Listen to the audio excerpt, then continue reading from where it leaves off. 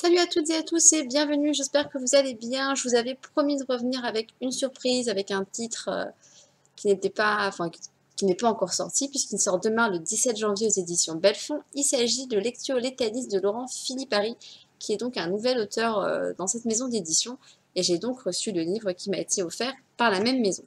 Je vous parle comme d'habitude de l'histoire et ensuite je vous donne mon avis. L'histoire, elle commence à Paris où un assistant d'édition va carrément se trancher les veines après la lecture du premier manuscrit qui lui est confié. Sauf que ce scénario, c'est la troisième fois qu'il se produit en quelques semaines et en plus dans la même maison d'édition. Forcément, ça élève beaucoup de soupçons. D'un autre côté, à Bordeaux, nous avons le lieutenant de police, Gabriel Barras, qui est un ancien indique qui est devenu flic et qui enquête sur l'assassinat vraiment atypique d'un psychiatre qui est tué par un rapace en pleine consultation. Très original, vous allez voir, c'est vraiment top. Les deux affaires semblent vraiment opposées en tout point, sauf que il y a un nom qui va ressortir, celui de Hannah Johnson, qui elle est l'unique survivante d'un suicide collectif qui était survenu 10 ans plus tôt. Donc c'était le suicide collectif d'une secte qui dressait les animaux à tuer. Voilà pour ce que nous dit la quatrième de couverture. Maintenant, en ce qui concerne mon avis, j'ai vraiment passé un bon moment de lecture et j'ai trouvé l'histoire très originale. J'ai trouvé que l'auteur avait vraiment pris le pari de d'écrire différemment, de faire un thriller vraiment différent des autres, parce que des animaux qui sont dressés à tuer, j'ai pas vu ça dans d'autres bouquins. Alors peut-être que vous en connaissez, moi je n'avais encore jamais vu ça, donc pour moi c'est de l'inédit et je ne peux pas le comparer à un autre livre, et forcément c'est ce qui m'a plu. Le début du livre est vraiment très très accrocheur puisque l'auteur nous baigne tout de suite dans le vif du sujet. On a ce suicide, ce psy qui est assassiné, donc on est tout de suite dans l'histoire, on est baigné dedans d'emblée.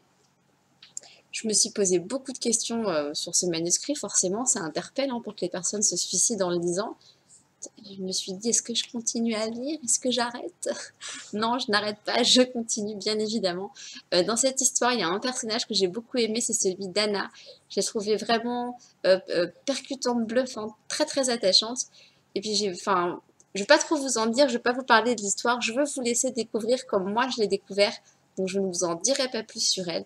J'ai bien aimé aussi Gabrielle qui a un tempérament bien marqué. C'était important dans l'histoire, je trouve. Et donc, une fois qu'on nous a mis dans le vif du sujet, on a l'histoire qui s'installe. Elle s'installe bien, c'est ni trop lent ni trop rapide. J'ai pas ressenti de longueur, je me suis pas ennuyée. Donc, ça veut dire que l'auteur a su vraiment justement doser ce qu'il mettait au fur et à mesure de l'avancée des chapitres. Voilà, c'était donc une découverte d'auteur pour moi, puisque nous sommes toujours au mois de janvier. Je vous rappelle que le défi du mois de janvier est de découvrir de nouveaux auteurs. Et ben là, j'ai fait une belle découverte. Et j'ai trouvé qu'il avait une plume pleine d'imagination, percutante, vraiment prenante. Voilà, donc je ne suis pas sur un coup de cœur, mais j'ai quand même passé un très bon moment de lecture et je vous recommande vraiment de le découvrir.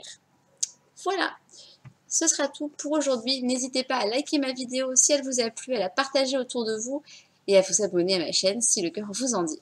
En attendant, je reviens très vite pour vous parler d'organigramme. À bientôt!